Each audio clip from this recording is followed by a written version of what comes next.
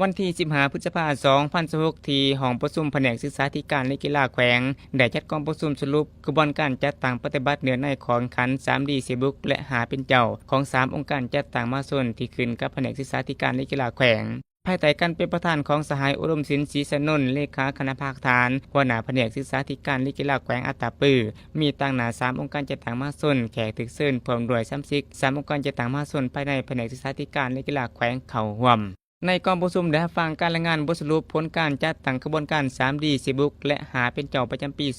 2025ซึ่งพันมาเห็นว่าบรรดาองค์การจัดตั้งได้เอาใจใส่สีน้ำผ้าการจัดตั้งปฏิบัติกระบวนการดังกล่าวอย่างต่อเนื่องมีการผูกพันกับเวียงงานตัวจริงสร้างการเปลี่ยนแปลงในด่านแนวคิดความรับผิดชอบและระเบียบวินัยการเฮ็ดเวียกของสมาชิกกองประชุมยังได้ติดค่าถึงขอคงค้างและจุดอ่อนที่ควรได้รับการปรับปรุงเพื่อเป็นบทเรียนในการสืบต่อจัดตั้งปฏิบัติในต่อหน้าจากนั้นที่ประชุมได้ผ่านแผนการสืบต่อเคลื่อนไหวกระบวนการ 3D ซีบุ๊กและหาเป็นเจ้าประจำปี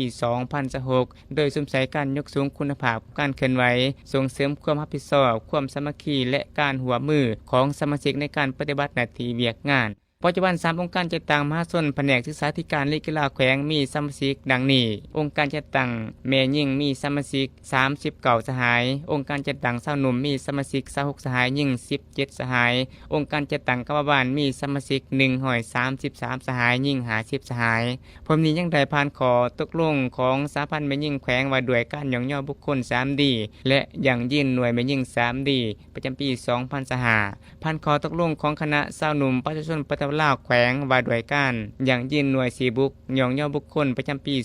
2025และมอบทุงใส่น้ำหนาซีบุ๊กผ่านขอตกลงของสหพันธ์กรรมบาลแขวงว่าด้วยการย่องย่อบุคคลหาเป็นเจ้าและอย่างยืนย่องย่อกรมกองร่วมหมู่หาเป็นเจ้าประจำปี